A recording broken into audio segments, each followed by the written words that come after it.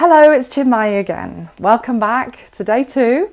I hope you're excited for the next instalment of your Healing Magic program. The key to healing, I have discovered, and I hope it doesn't take you half as long to work it out, is happiness. You cannot heal without being happy. Unless you're happy and you're releasing endorphins and dopamine and all those wonderful chemicals that you release when you are relaxed, then the body cannot heal itself. It's so important to understand this. You know, we feel that we can curb our problems with our back by going to the gym and working out, but if we're stressed out before we get there because we haven't got enough time to be there and we're rushing in, rushing out, no healing will take place. All we'll do is produce more adrenaline, which makes the body more acidic, and healing cannot take place. So my job is to help you to learn some techniques, and you can pick and choose, like a sweet shop, which ones you like and which ones you want to integrate into your life forever. So what I'm going to teach you today is a really useful technique, a very important aspect. And even if you decide you don't want to do it after 10 days, and I don't believe that you will not want to do it, I think you'll find it exciting and very useful. It's journaling.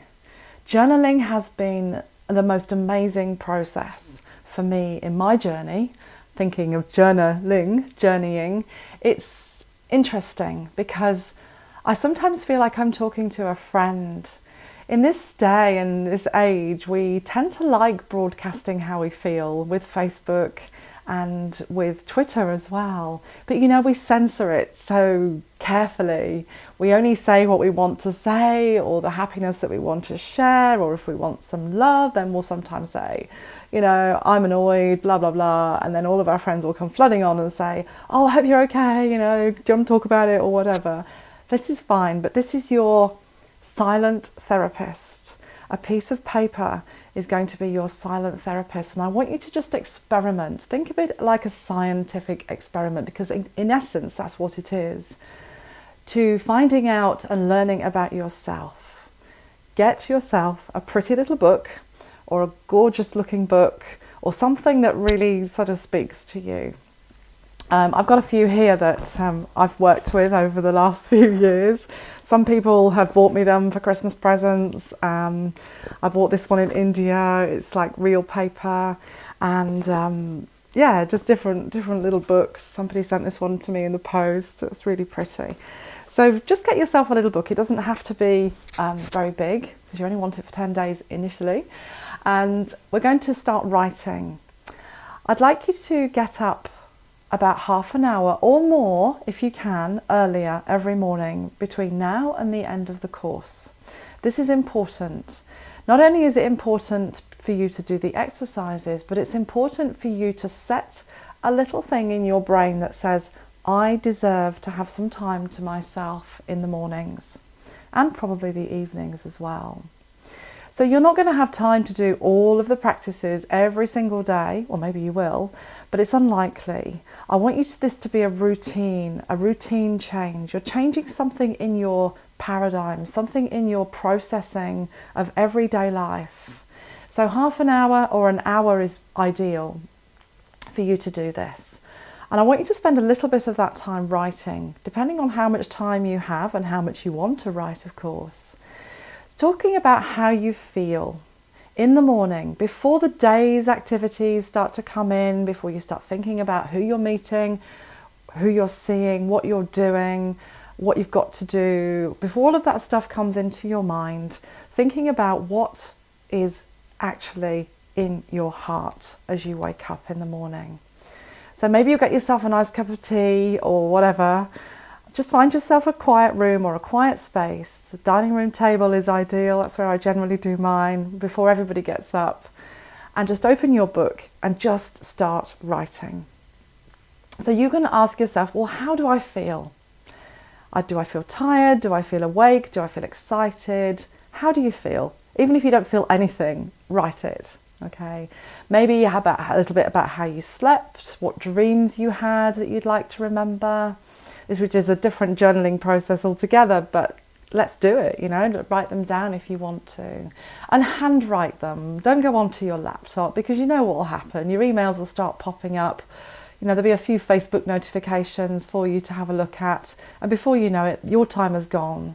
You're living on someone else's time and someone else's attention, and giving attention to someone else, which is something you're going to do later in the day, but this is your time. This is your therapist, your writing book. So writing down that. And what you're excited about today. You know, even though our jobs and our lives from Monday to Friday might seem a little bit mundane, there is something magical in every day. So try to sort of think about what is exciting for you today. You know, maybe you're going to meet somebody new. Maybe you're going to go for a walk. Maybe you're going to meet a friend later. Maybe you're going to stop by a tea shop and meet a friend, or maybe it's just excitement about this process. Okay, whatever it is, there's got to be some excitement in there somewhere. And even if you got your day, and maybe something that you're anticipating that you'd like to be excited about, like giving a talk to a group of people. Maybe you're excited about it, but at the same time you're quite nervous and you're thinking about what might go wrong or whatever.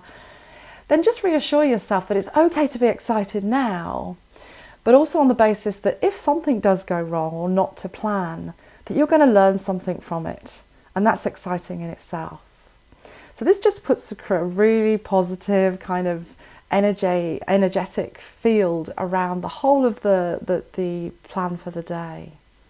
So it doesn't have to be down to the nearest, you know, kind of like detail, but also, and it doesn't need to be reams and reams. It could just be a few words. That's all that needs to be said. Pretty soon though, I think you'll find that you'll like writing. In my experience, journaling and writing in the morning has been a practice of mine for a little over maybe 15, 16 months now. I think I've missed maybe 3 days of not writing, but I'm now writing 2 to 3 A4 pages of paper. This comes from a practice that I've read about from Julia Cameron, called The Artist's Way. Because it helped me to release my creativity, and it's been the most amazing journey. And sometimes even when I'm writing about all the stuff that I wouldn't really talk to anybody about, you know, just all the crap that's going on in my head, as I'm writing it, solutions come. It's magic. It really is like a therapist when you're writing down. So make the most of it, really embrace it, treat it like an experiment for the next 9 days that you're doing the course, not with the intention of going on for the rest of your life, but just for the next 10 days. Really experiment and see what you get out of it, because that's the most important thing. And if you do find at the end of the day that some magic has happened, just make a note of that as well. What have you got to be thankful for today? What went well? What was good about the day? Because every day has great things in it. Even the most hardest times that we've been through, there's always some magic.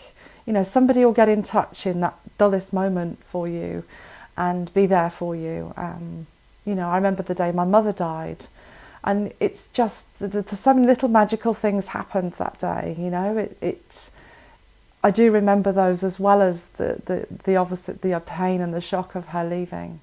As you'll not be starting your journaling till tomorrow morning, probably, I would invite you to repeat the breath meditation that you did yesterday, maybe 1 or 2 times during the day if you can, just to really embrace the practice and really help you to connect with your breath. Remember that to heal the body, we need to heal the mind, and the breath is the connection between mind and body. So feel free to practice this short meditation whenever you have the chance. Thank you for listening today. I hope the next 24 hours until I see you again will be full of lots of magical moments, lots of surprises, but most of all, lots of happiness. And feel that happiness in your mind and body. This is the start of your journey into some profound healing. I look forward to seeing you again tomorrow. Namaste.